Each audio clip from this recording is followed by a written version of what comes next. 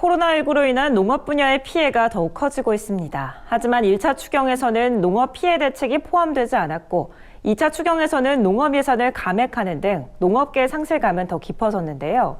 이에 더불어민주당 전국농업인위원회가 농업정책자금 원금 상환 유예 및 금리 인하 등 농업계의 요구를 반영한 3차 추경 건의안을 마련해 당에 전달했습니다. 어떤 내용인지 남수지 기자가 전합니다. 더불어민주당 전국농업인위원회는 최근 농업정책자금 원금 상환 유예 및 금리 인하 등의 내용이 담긴 3차 추경 건의안을 당에 전달했습니다. 건의 내용은 모두 20가지로 코로나19로 인한 농민들의 피해 대책과 농림 분야 일자리 대책에 초점을 맞췄습니다. 농업인위원회는 먼저 정부가 농어가에 빌려준 정책 자금에 대해 원금 상환을 1년 유예하고 대출 금리를 1% 낮추는 방안을 제시했습니다.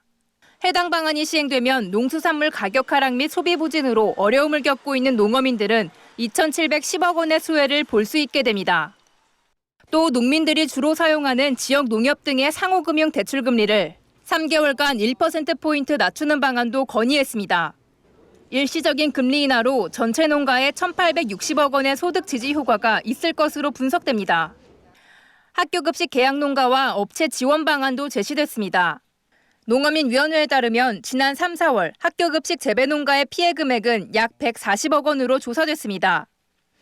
이에 기존 피해 보전 및 농산물 꾸러미 배송 등을 통해 급식 중단 피해를 최소화해야 한다는 것이 위원회의 입장입니다. 아울러 산지급식 공급업체도 3, 4월까지의 피해액이 약 13억 원에 달하는 것으로 조사됐습니다.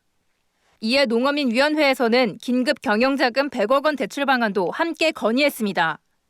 이외에도 농어민위원회는 현재 농가들의 심각한 인력난에 대해서도 추가 대책을 촉구했습니다.